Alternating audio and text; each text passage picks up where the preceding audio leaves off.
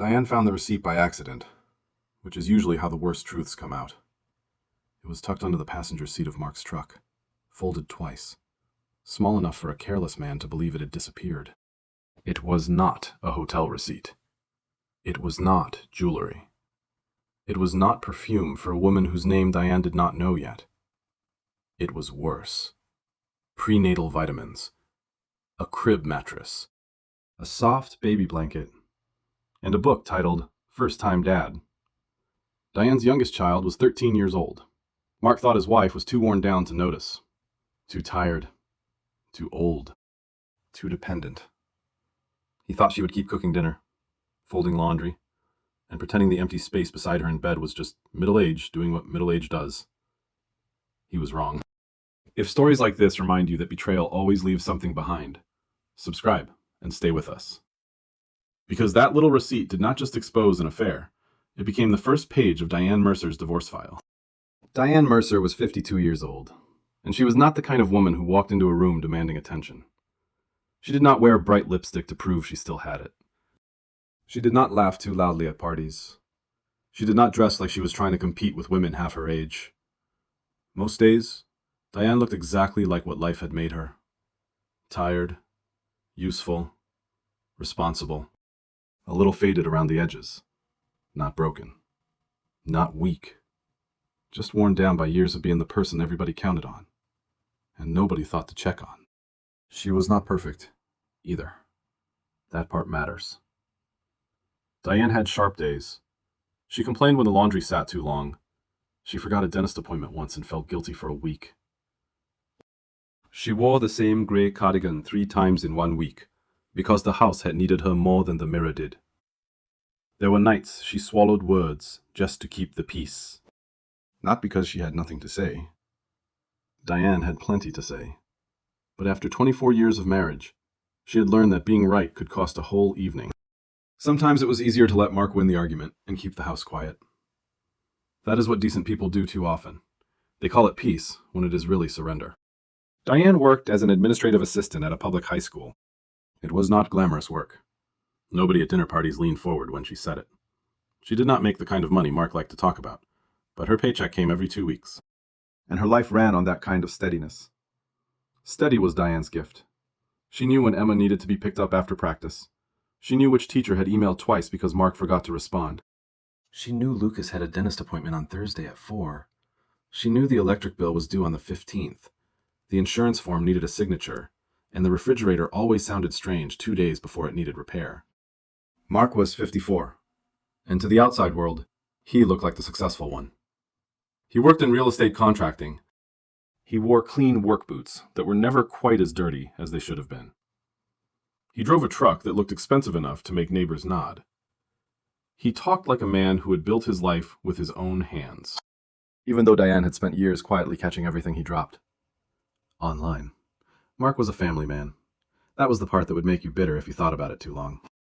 He posted pictures of Emma and Lucas. He wrote captions about hard work, loyalty, and being blessed. He shared anniversary photos with Diane and called her his rock. People from church clicked the little heart button.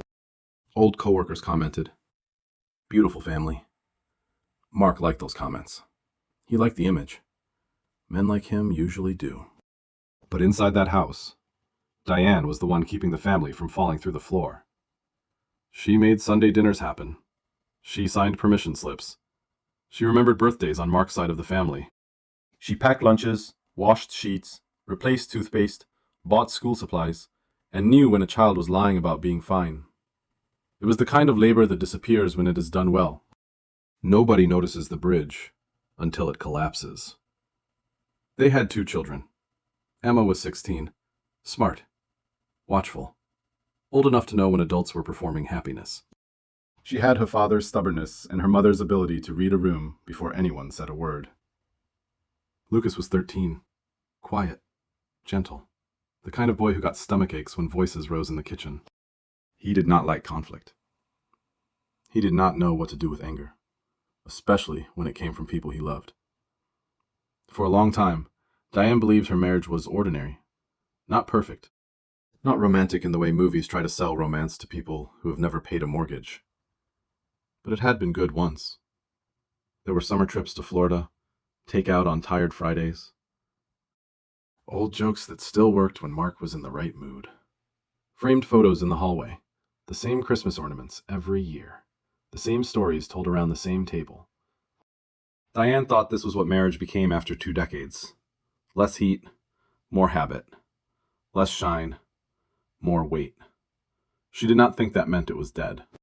So when Mark began to drift away, Diane did what loyal wives do when they are trying not to see the obvious. She explained him to herself. The business was stressful. The mortgage was heavy. The kids were getting older. They were both tired. Maybe age had made them less patient. Maybe she had changed too. Maybe this was just another season. One of those ugly stretches people survive if they do not panic too soon. Diane was not stupid. She was loyal. And loyalty, in the wrong hands, becomes a weapon.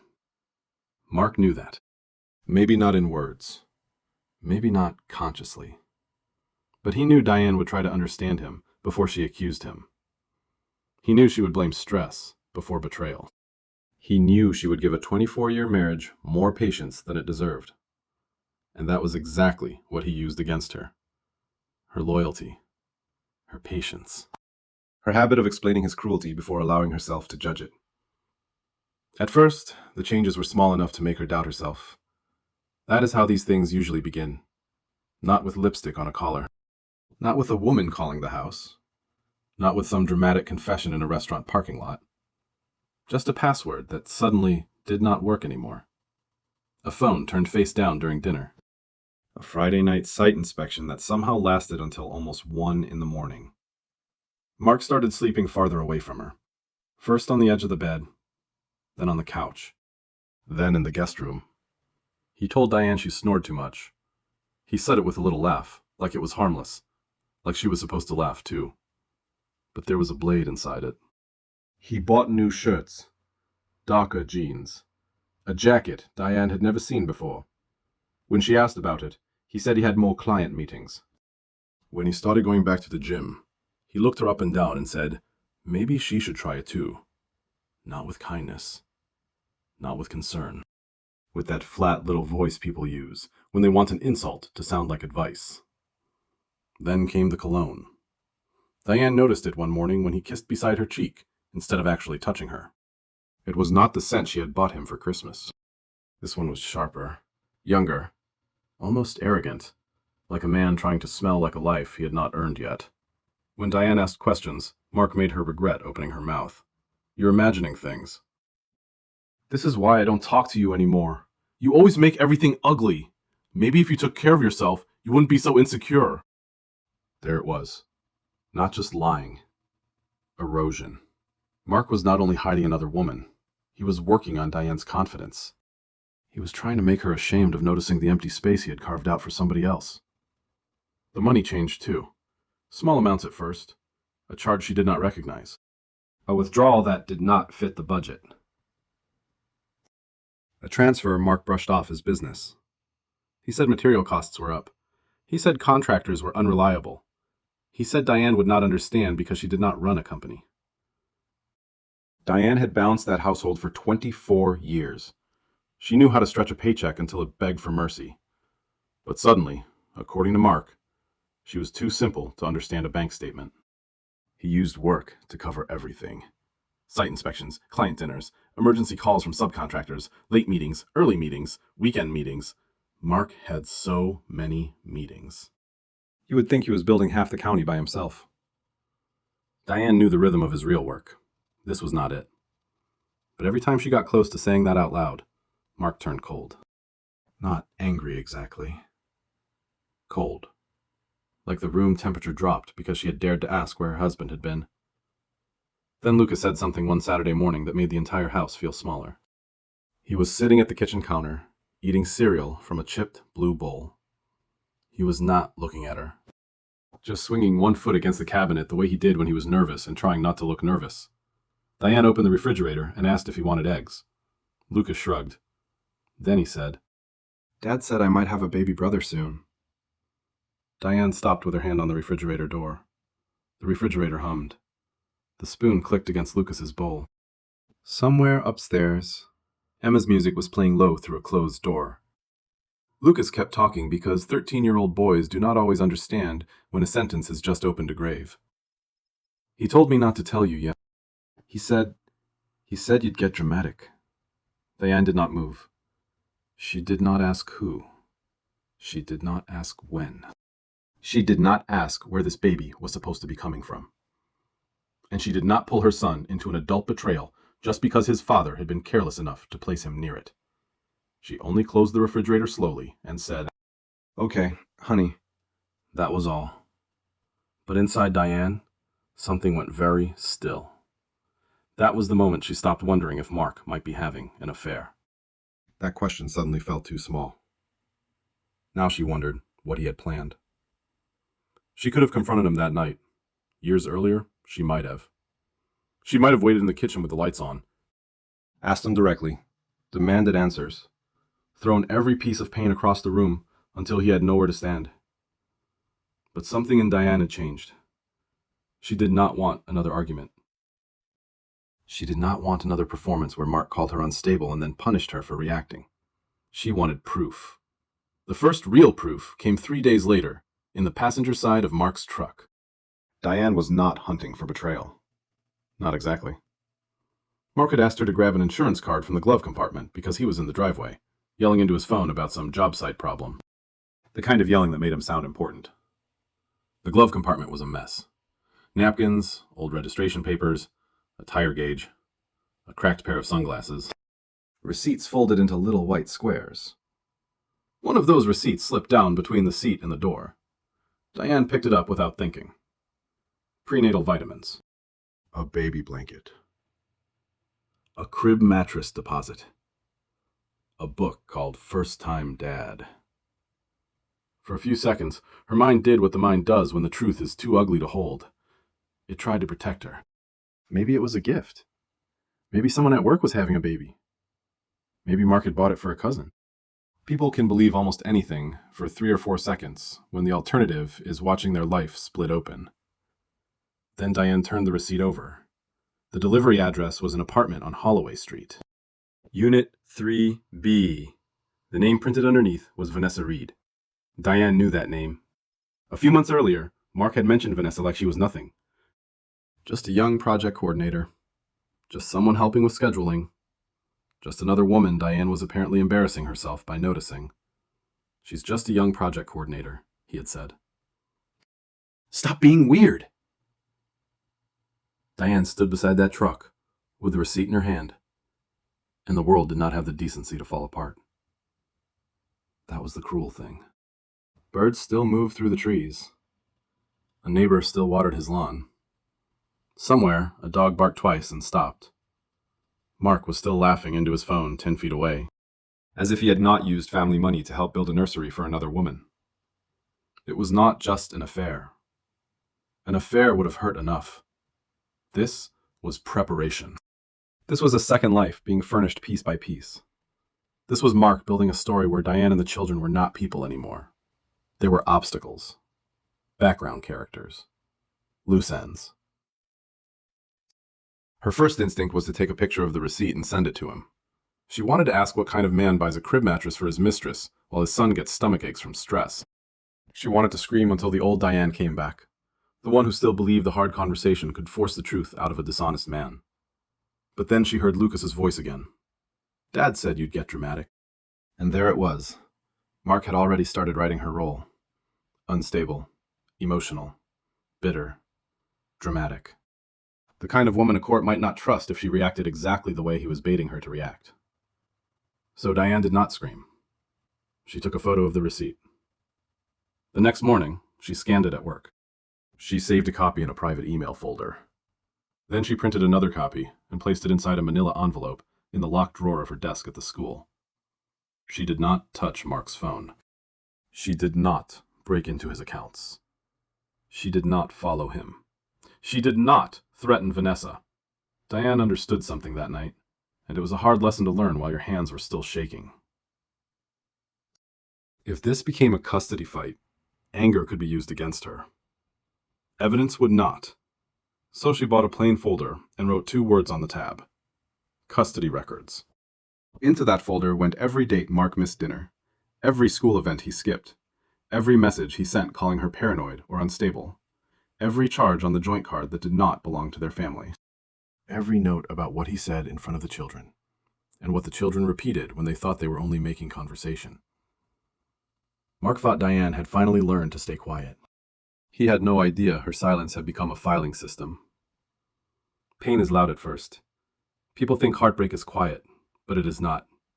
Not in the beginning. In the beginning, it has a sound. It is the spoon hitting the side of a coffee mug because your hand will not stop shaking. It is the refrigerator humming too loudly at 2 in the morning. It is your own breathing when you realize you have walked into a room and forgotten why. For almost 2 weeks after finding that receipt, Diane lived that way. She went to work. She answered phones. She smiled at teachers who needed forms signed. She helped students who forgot schedules.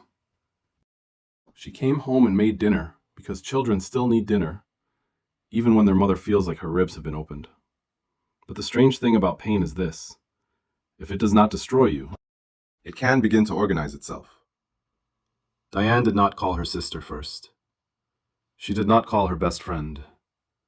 She did not tell Emma. She did not tell Lucas. She did not sit at the kitchen table and spill the whole thing to someone who would tell her to pack a bag before knowing what that might cost her in court. The first person Diane told was a family attorney named Patricia Cole. Patricia was in her early 60s, with silver hair, sharp glasses, and a voice that did not rise unless it needed to. She had the kind of calm that does not come from being gentle. It comes from hearing the same kind of destruction too many times and learning where the bones usually break. Diane sat across from her, with the receipt folded inside a plastic sleeve. Her hands were wrapped so tightly around her purse strap that Patricia noticed the tension before she even studied the paper. Patricia did not gasp. She did not say, "That monster." She did not promise Diane revenge. And honestly, that was probably why Diane trusted her. Good attorneys do not sell fantasies to broken people. They do not tell you the court will care about every tear you cried in the shower. They do not promise you the house, the money, the children, and a clean ending just because your husband behaved like a fool. Patricia looked at the receipt. Then she looked back at Diane. And she said, "According to your attorney, in your state, the evidence may matter.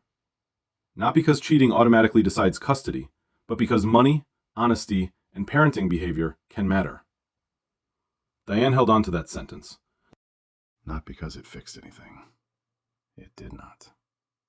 Mark was still preparing for a baby with another woman. Her children were still standing in the middle of a lie they did not understand. Her marriage was still coming apart in slow motion, while Mark walked around the house, acting like he had the right to be offended by her silence. But now the pain had edges. It had dates. It had categories. It had a place to go. Patricia told Diane something that sounded cold at first. She told her to stop thinking like a betrayed wife for a while, and start thinking like a mother preparing for court. Diane hated the sound of that. It felt hard. It felt unnatural. It felt like taking the warmest parts of herself and locking them away in a cabinet. But then she remembered Mark standing in the kitchen, calling her unstable, before she had even been given the dignity of the truth. Mark had made the marriage cold first. Diane was only learning how to survive the temperature. So she began with a custody calendar. Every morning, she wrote down who got Lucas to school. Every afternoon, she wrote down who picked Emma up from practice. She noted who helped with homework, who cooked dinner, who attended parent-teacher meetings, who scheduled doctor visits, and who was actually home on weeknights. She wrote down the Fridays when Mark claimed there was a site inspection. She wrote down the Saturdays when he promised Lucas they would work on the old bike in the garage, then disappeared because a client had an emergency. She wrote down the Sundays when Emma sat at the table pretending not to care that her father had missed another family dinner. At first, it felt humiliating. Diane had spent most of her adult life doing these things without keeping score. Mothers do that. Wives do that. The steady ones do that. They do not write down who bought cereal, or who waited at urgent care with a child's coat across their lap. But Patricia told her, ordinary things matter. A courtroom does not live inside your kitchen. A judge does not know who notices when a child has stopped eating breakfast. The court does not know who answers the school emails, who remembers the allergy medicine, or who sits beside a 13-year-old boy at 9 at night while he clutches his stomach and says he does not know why it hurts. You have to show them. So Diane showed them. Then came the financial records. Diane printed bank statements from the joint account. She printed credit card statements, mortgage records, tuition payments, insurance payments, copies of the family budget she had updated every month for years, while Mark smiled in public and let people believe he was the only provider that mattered. She printed so much at work that the office printer jammed twice. The second time, she found herself apologizing to the school secretary like she had been caught doing something shameful. But she was not doing anything wrong. That was the strange part. For the first time in months, Diane was not guessing. She was reading. Small transfers began to stand out. Not enough to knock the breath out of you one by one. That was the ugly cleverness of it. A few $100s here, a clinic payment there, a furniture store charge that did not match anything inside their house, a restaurant near Holloway Street, a hotel off the interstate that Mark had once called a convenient place for client meetings. Patricia told her not to jump ahead of the documents. Do not guess. Do not accuse. Do not fill in blanks with pain. Save it. Date it. Print it. Let the pattern speak when it is ready. So Diane did. She also saved the messages Mark sent her. She did not edit them. She did not bait him. She did not write back with long emotional paragraphs, hoping he would expose himself. She simply stopped deleting what he typed when he believed cruelty was private. You are unstable. You are acting old and bitter. You are paranoid. No judge is going to give the kids to a woman who can't control herself. If you keep pushing me, I will make sure they know who ruined this family. Those messages cut deeper than the receipt some days. The receipt proved there was another woman. The messages proved what Mark was willing to do to Diane's mind. That is a different kind of betrayal. Quieter, maybe, but cruel in a way that stays under the skin. Because he was not only stepping out of the marriage, he was trying to make her question whether she had the right to notice him leaving. Patricia told her to save child-related records too. Not statements from the children, not recordings that would make Emma and Lucas feel trapped between parents, not some dramatic attempt to turn teenagers into witnesses. Just records, school emails, attendance notes, the dates Lucas complained of stomach pain, the therapy appointment Diane scheduled when the stomach aches became frequent enough that pretending they were just bad breakfasts started to feel like another lie. Diane hated that part most. There is a special kind of guilt that comes when you realize your child's body has been keeping score of your marriage. Meanwhile, Mark grew bolder. Once he saw that Diane was not confronting him, he mistook her silence for surrender. Men like Mark often do. They think if a woman stops asking questions, it means she has accepted the lie.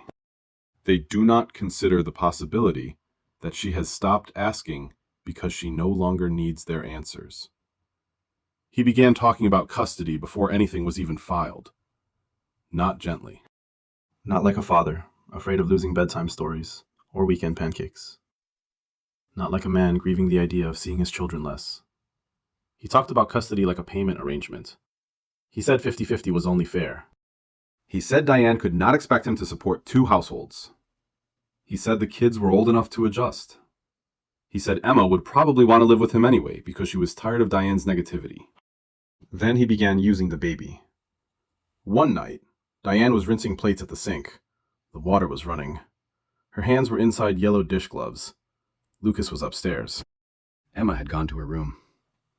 Mark leaned against the counter like he was preparing to make a business point. He said, "Once the baby is born, the court will see I can provide a real family environment. You are bitter.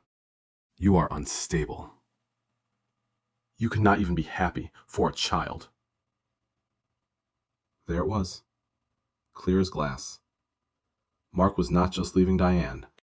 He was trying to rewrite her before anyone else had a chance to hear her. He wanted to become the stable father, the man with a new partner, a new baby, a fresh household. and a story polished clean enough for court. And Diane, he wanted her to be the jealous wife, the aging woman who could not let go, the bitter mother who made everything harder than it needed to be. The problem. Worst of all, he wanted the children to become proof of his version. Because he said it in a kitchen, with water running and dishes in the sink. Mark thought it disappeared into the air. It did not. Diane dried her hands later that night, went to the small desk near the laundry room, and wrote it down. Word for word. Then Mark made the mistake that changed the temperature of the entire case. He spoke to Emma. He told their 16-year-old daughter that if her mother was not so selfish, he would not have to sell the house. He said child support would ruin him. He said Diane wanted money more than she wanted peace. He made their daughter carry fear that did not belong to her. Emma did not argue with him. That was what hurt Diane later. Emma only went quiet. That evening, while Diane was folding clothes, Emma stood in the doorway and asked if divorce meant they were going to become poor. Diane felt something inside her bend, but she did not cry in front of her daughter. She did not tell Emma the truth about Vanessa. She did not tell her that her father had spent family money on another woman's pregnancy while accusing Diane of being selfish. She only said, the grown-ups will handle the money. You and Lucas are going to be okay. Then she waited until Emma went upstairs. And she wrote it down. The date, the words, the way Emma's face looked when she asked the question, the way Mark had turned child support into a weapon and handed it to a child. Patricia called it parental manipulation. Diane called it one more thing she wished her children had never had to hear. At the next meeting, Patricia laid the documents across her desk. The receipt, the bank statements, the messages, the custody calendar, the school emails, the therapy scheduling. Piece by piece, Diane's private life became paper. Then Patricia asked a question that made the room feel colder. Do you have proof that he used marital money for the pregnancy? Diane gave her the receipt. Patricia nodded, but she did not smile. This is a start, she said, but we need more than a start. So Diane went back through the accounts, slowly, legally. Only the accounts she had access to. Only records that belonged to the marriage. No hacking. No guessing passwords. No chasing Mark around town like a woman losing control. Just statements, charges, dates, and the dull, steady work of reading what Mark never expected her to read, carefully. That was when the numbers began to line up. $1,800 to a clinic. $3,200 toward an apartment deposit. $640 at a furniture store that sold nursery sets. $420 for a prenatal package. There were dinners, hotels, gas charges near Vanessa's apartment. Charges that looked meaningless until they sat beside the dates Mark claimed to be working late. And then there were the transfers Mark had labeled as materials.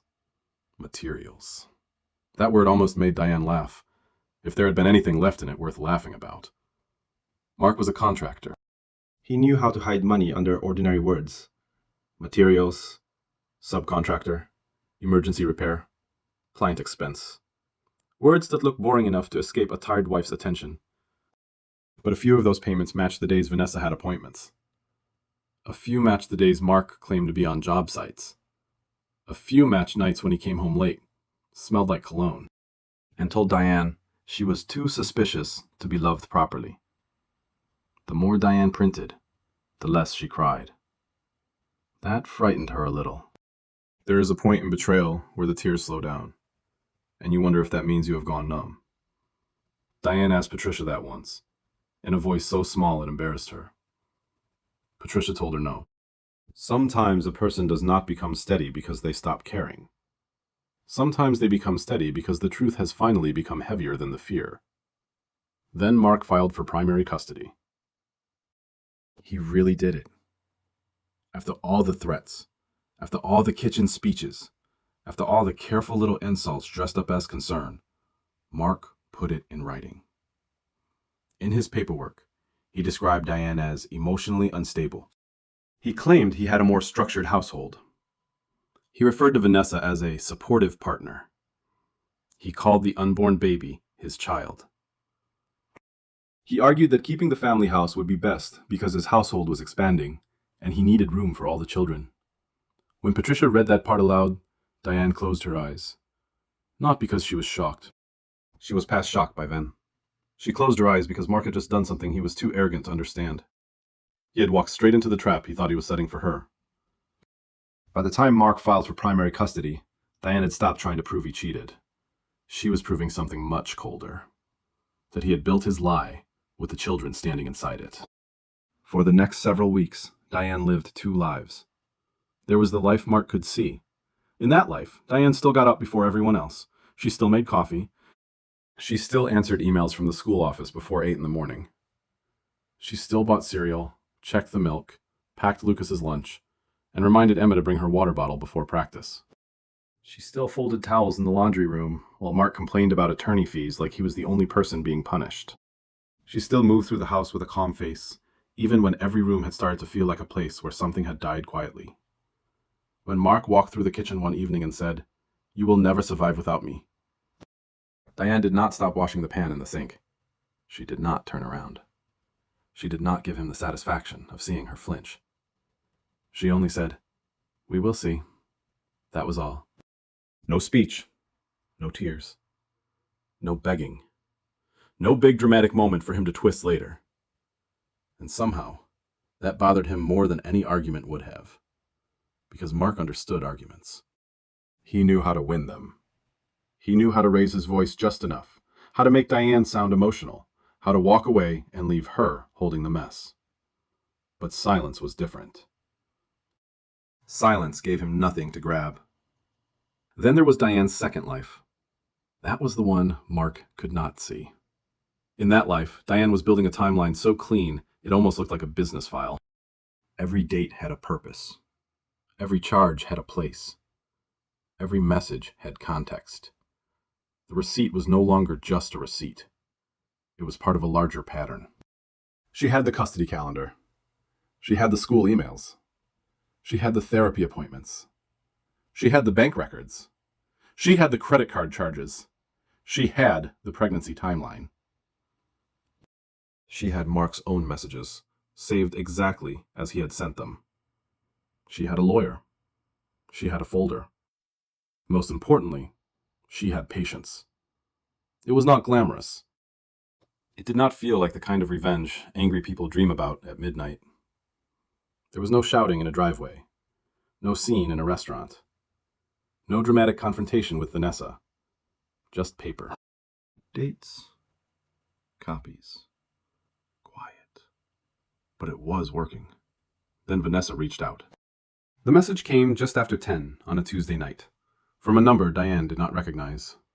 She was sitting at the kitchen table with a stack of insurance forms in front of her, trying to understand why divorce made even ordinary paperwork feel heavier. At first, she almost ignored it. Then she saw Mark's name. Vanessa did not apologize. That would have been too clean, and life is rarely that generous. She did not ask for forgiveness. She did not pretend she had been innocent. She sounded frightened, angry, cornered, and much younger than Diane had imagined. "Mark told me you were already separated when we started," the message said. "He told me you refused to let him see the kids. He told me the house was basically his." Diane read it once, then again, then a third time, slower. Another message came through before she could even decide what to feel. He said he was going to take care of everything. Now he is saying he needs proof before he pays more for the baby. "I thought you should know what he has been saying." Diane sat there in the quiet kitchen, staring at the phone. She did not feel sorry for Vanessa. Not exactly. Some wounds are too fresh for that kind of generosity. Vanessa had still stepped into Diane's marriage. She had still accepted Mark's attention, his money, his time, and whatever version of the story made it easier for her to sleep at night. But Diane recognized something in those messages. Mark had not built one lie. He had built separate rooms for separate women. In Diane's room, he was the trapped husband with an unstable wife. In Vanessa's room, he He was the lonely man already separated, just waiting for his real life to begin. In every room, somehow, Mark was the victim. That was almost impressive, in the ugliest possible way. Diane did not call Vanessa. She did not insult her. She did not ask for details she had no right to demand. She did not turn pain into a conversation that could be used against her later. She sent the messages to Patricia. Patricia replied with only a few words. Do not engage further.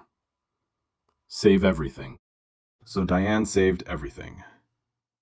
Then Patricia filed the proper discovery requests.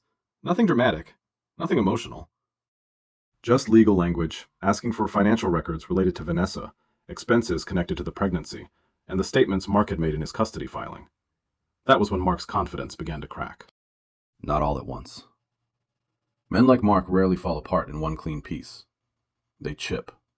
They snap at small things. They get quiet around the children and louder when no one else can hear.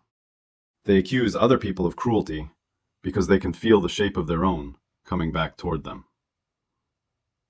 At home, Mark became sharper. He said Diane was obsessed. He said she was trying to embarrass him. He said she was poisoning the kids. He said nobody would believe her because she'd always been emotional. Diane wrote those words down too. By then, writing things down had become almost automatic. Not because it stopped the pain. It did not. But it gave the pain somewhere to sit. A few weeks later, Vanessa gave birth early. Mark moved fast. Too fast. That had always been one of his problems. He needed the world to admire the version of himself he had invented before the truth had time to put on shoes and walk into the room. He posted a picture on Facebook of a tiny baby hand wrapped around his finger. Welcoming my son into the world, he wrote. A new chapter. The comments came quickly. Congratulations. Beautiful family. So happy for you. God bless. People love a clean story. A baby. A proud father. A new beginning. Nobody clicking a heart button under that post knew about Diane sitting alone in the house Mark still partly owned. Nobody knew about Lucas and his stomach aches. Nobody knew about Emma asking if divorce meant they would become poor.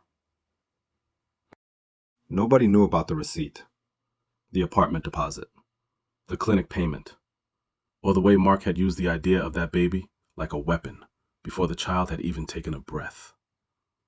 Diane stared at the post in the dark, sitting on the edge of her bed. Not because it broke her. That had already happened. She stared because she understood exactly what Mark thought he was doing. He thought the post helped him. He thought it made him look devoted, stable, fatherly, like a man moving toward a better life while Diane stayed behind, bitter and small. But Mark had always loved the image of responsibility more than the actual weight of it. A few days later, Vanessa asked for a paternity test, not because Diane demanded it, not because Patricia forced the issue at that moment. Vanessa asked because Mark had started pulling back from the costs. He wanted the public picture of fatherhood. He did not want the bills that came with the baby in the picture. That was Mark, right there. He wanted the title without the invoice. The result came back quietly. Mark was not the father. There are moments in a story that feel loud, even when nobody raises their voice. That was one of them. No thunder, no broken glass, no screaming in the street. Just a result on paper, and that paper changed everything. But the DNA test was not the real explosion, not by itself. The real damage was what Mark had already done before the result arrived. He had used that baby in his custody case. He had written the child into his argument. He had told the court his household was expanding. He had told his own children they might have a baby brother. He had treated an unverified child like a legal advantage. Now he had to explain that. He had to explain why marital money went to Vanessa. He had to explain why he paid clinic bills and apartment expenses. He had to explain why he told Diane she was unstable for questioning a story he had not even verified himself. He had to explain why Lucas heard about a baby brother before Diane ever heard the truth. He had to explain why his new family was not a family at all. Just another version of himself he tried to sell with enough confidence. Before mediation, Mark pulled Diane aside in the hallway. His suit was pressed, his jaw was tight, his voice was low, but there was nothing calm in it. "You humiliated me," he said. Diane looked at him for a long second. There had been a time when that sentence would have reached inside her and pressed every old button. She might have apologized. She might have softened her voice. She might have tried to protect him from the embarrassment he had earned, because that was what she had done for years. She had made his anger smaller. She had made his mistakes quieter. She had made his cruelty easier to survive. That woman was gone. Diane did not cry. She did not yell. She did not give him a performance he could carry into another room and use as evidence. She only said, "No, Mark. You put it in writing." That was the sentence that ended something between them, not the marriage. That had been ending for a long time. It ended the old habit Diane had of protecting him from himself. And once Mark's lie moved from the hallway into the courtroom, it stopped being a marriage problem. It became a credibility problem. The hearing was not dramatic in the way people imagine court to be. There was no shouting, no sudden confession. No one fainted. No one stood up and pointed across the room like a scene from television. Real consequences are usually quieter than that. They happen under fluorescent lights, in rooms where everybody speaks carefully and paper has more power than anger. Mark arrived looking like a man prepared to be believed. Dark suit, clean shave, wedding ring gone. He sat straight, nodded at the right times, and wore the expression of a father wounded by a bitter wife. He had practiced that face. Diane could tell. She had seen Mark practice versions of himself for years. He wanted primary custody. If he could not get that, he wanted 50-50. He wanted the house because, according to him, his household was expanding. He wanted child support reduced. He wanted his business treated as unstable when it came time to calculate support, but stable when it made him look like the better parent. Most of all, he wanted the court to see Diane as emotional, jealous, and unreliable. Patricia did not begin with the affair. That was smart. Affairs make people angry. Parenting records make people listen. She began with a calendar. 9 months of dates, school drop-offs, doctor visits, parent-teacher meetings, emergency pickups, nights Mark was not home, weekends when he promised the children something and disappeared for work, emails from teachers addressed to Diane because Diane was the parent who answered. It did not sound dramatic at first. That was the point. It sounded ordinary, and ordinary, when collected carefully, can become devastating. Then came Lucas, not as a witness. Diane would not allow her son to be used like that. She had promised herself that whatever Mark did, she would not turn her children into weapons. But Patricia introduced the therapy schedule, the school attendance notes, the emails showing concern about Lucas's stomach aches and anxiety. She showed the pattern without making Lucas carry it. She showed that while Mark was claiming to be the more stable parent, Diane was the one taking the children to appointments, answering school messages, and keeping the household from collapsing, quietly in the background. Then Patricia moved to Mark's messages. His own words entered the room. Unstable, paranoid, old, bitter. No judge will give the kids to a woman who cannot control herself. A person can deny many things. They can rewrite conversations. They can say they were misunderstood. They can claim stress, context, pressure, emotion. But it is harder to deny a sentence you typed with your own thumbs. Mark's attorney tried to frame the messages as divorce stress. Patricia did not fight that too hard at first. She let the explanation sit there. Then she showed the dates. Some messages came minutes after Mark missed a school event. Some came after Diane asked about financial charges. Some came after Emma or Lucas had been pulled into adult conversations. Some came right after Mark had called Diane unstable for noticing things he was actually doing. The judge did not look amused. Then came the money. That was when Mark's face changed. Patricia laid out the charges without raising her voice. $1,800 to the clinic. $3,200 toward an apartment deposit. $640 for nursery furniture. $420 for a prenatal package. Credit card charges for dinners, hotels, gas, and stores near Vanessa's apartment. Mark said those were business expenses. Patricia asked why prenatal vitamins were a business expense. That question sat in the room for a long time, longer than Mark wanted. Then came the transfers marked materials. Patricia did not accuse him of everything at once. She did something more effective. She showed the pattern. Transfers from the joint account, payments that matched Vanessa's appointments, charges that appeared under business categories but had no invoices, no job numbers, no client records, and no reasonable reason to exist in a contractor's books.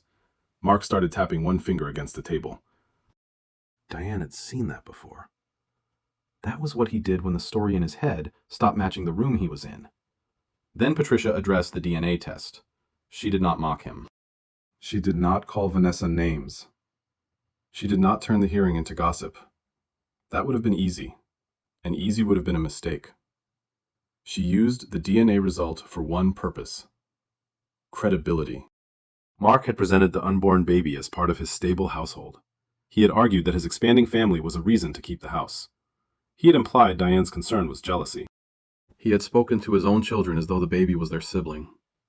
He had used that child as a piece of his custody argument before verifying the truth. The judge leaned back and asked Mark one simple question. Did you know the child was yours when you included that in your filing? Mark opened his mouth. Then he closed it. That silence did more than any speech Diane could have given, because the court was not there to punish heartbreak. The court was not there to decide who had cried in the shower at 2 a.m. It was not there to measure humiliation, or loneliness, or the number of nights Diane had lain awake beside a man who smelled like another life. The court cared about different questions. Was Mark honest? Did he put the children first? Did he use them to pressure their mother? Did he hide money? Did he try to make Diane look unstable while creating instability himself? That was where his custody case began to come apart. Not with screaming, not with revenge, with dates, records, numbers, messages. And a DNA test Mark never thought would matter beyond his own embarrassment. The temporary ruling did not make Diane rich. It did not erase the betrayal. It did not turn 24 years into something clean. But it gave her ground to stand on. Diane received primary physical custody. Mark received parenting time on a clear schedule. Child support would be calculated based on real income and further financial discovery. Mark was ordered not to speak badly about Diane in front of the children. The money spent on Vanessa became part of the marital funds issue. His business income would be examined more closely. And his argument for keeping the house because of an expanding family lost the weight he thought it had.